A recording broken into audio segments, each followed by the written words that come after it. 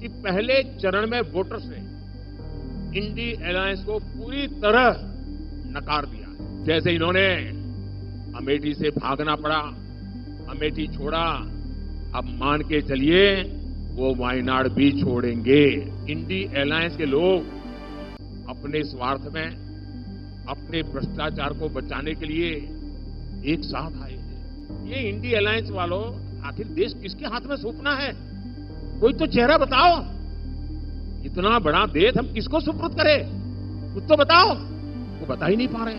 साथियों, वोटर भी देख रहे हैं कि कैसे इंडी अलायंस के लोग अपने स्वार्थ में, अपने भ्रष्टाचार को बचाने के लिए एक साथ आए हैं।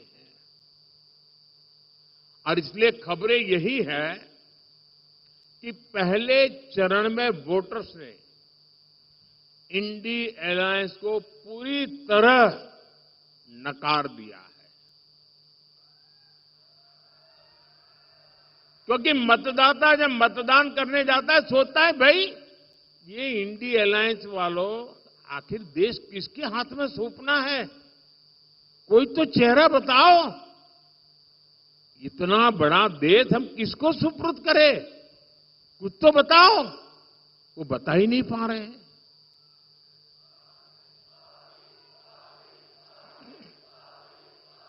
ये लोग दावे जो करें, लेकिन सच्चाई यही है कि चुनाव की घोषणा से पहले से ही कांग्रेस के नेता अपनी हार मान चुके हैं।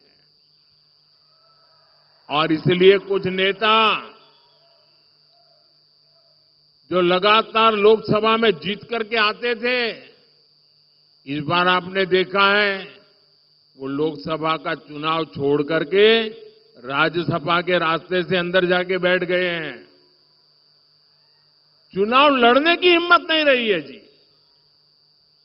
हालात ये है कि इंडी अलायंस वालों को इस चुनाव में लड़ने के लिए उम्मीदवार तक नहीं मिल रहे हैं। ज्यादातर सीटों पर इनके नेता प्रचार ही नहीं करने जा रहे हैं। और आप जानकर के हैरान हो जाएंगे, इस देश की करीब 25% सीटें ऐसी हैं, 25%, जहां ये इंडी अलायंस के लोग अंदर अंदर एक दूसरे के खिलाफ चुनाव लड़ रहे हैं। अब वो किस प्रकार की बातें करते हैं जी? कोई कल्पना कर सकता है? चलो भाई एक आध दो में गड़बड़ हो जाए वो तो समझ सकते हैं। 25% सीटें ऐसी है इस देश के लोकसभा की जिसमें ये जो अपने आप का गठबंधन का क्लेम करते हैं वो आपस में चुनाव लड़ रहे हैं, आपस में एक दूसरे को जेल में डालने की बातें कर रहे हैं, आपस में एक दूसरे पर आरोप लगा रहे हैं।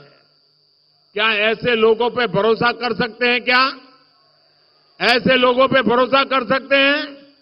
जो अंदर अंदर भरोसा नहीं कर सकते हैं उस पर आप भरोसा कर सकते हैं क्या? देश भरोसा कर सकता है? जो आज साथ होने के बाद भी 25% सीटों पर लड़ते हैं, तो अगर उनको थोड़ी सीटें पार्लियामेंट में मिल गई तो अंदर भी वो तूफान करेंगे। और इसलिए इस चुनाव में इनको सबक सिखाना बहुत जरूरी है भाइयों। और देखिए, कांग्रेस के जो शाहजादे हैं उन्हें भी वायनाड में संकट दिख रहा है। शाहजादे और उनकी टोली 26 अप्रैल को वायनाड में वोटिंग का इंतजार कर रही है। जैसे ही 26 को वायनाड में वोटिंग पूरा हो जाएगा, ये शाहजादे के लिए एक और सुरक्षित सीट घोषित कर देंगे और कहीं और से फिर से लड़ाना पड़ेगा उनको। क्योंकि उनके अलायंस के साथी भी एक दूसरे को गालियां दे रहे हैं।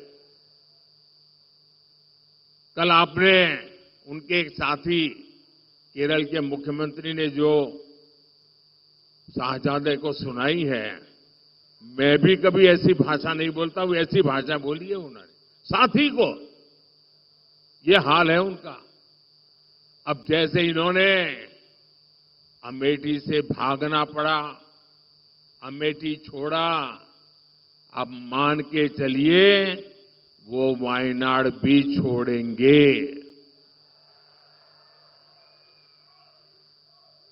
आप कांग्रेस का ये परिवार, आपको आश्चर्य होगा, आजादी के पहली बार स्थिति ऐसी बन रही है कि कांग्रेस का परिवार इस चुनाव में कांग्रेस को वोट नहीं देगा। खुद कांग्रेस को वोट नहीं देगा। ये हाल है इनका। क्योंकि जहां वो रहते हैं वहां कांग्रेस का उम्मीदवार ही नहीं है। अब ये ऐसी स्थिति कभी सोची है आपने कांग्रेस की कि जिस परिवार के भरोसे कांग्रेस चलती है, वो परिवार खुद कांग्रेस को वोट नहीं दे पाएगा। साथियों, आप देखिएगा 4 जून के बाद इंडी गठबंधन आज जो 25% सीटों पर बिखरा है, लड़ाई अंदर अंदर लड़ रहा है, 4 जून के बाद वो 100% एक दूसरे के कपड़े फाड़ने वाले हैं, एक दूसरे के बाल नोचने वाले हैं।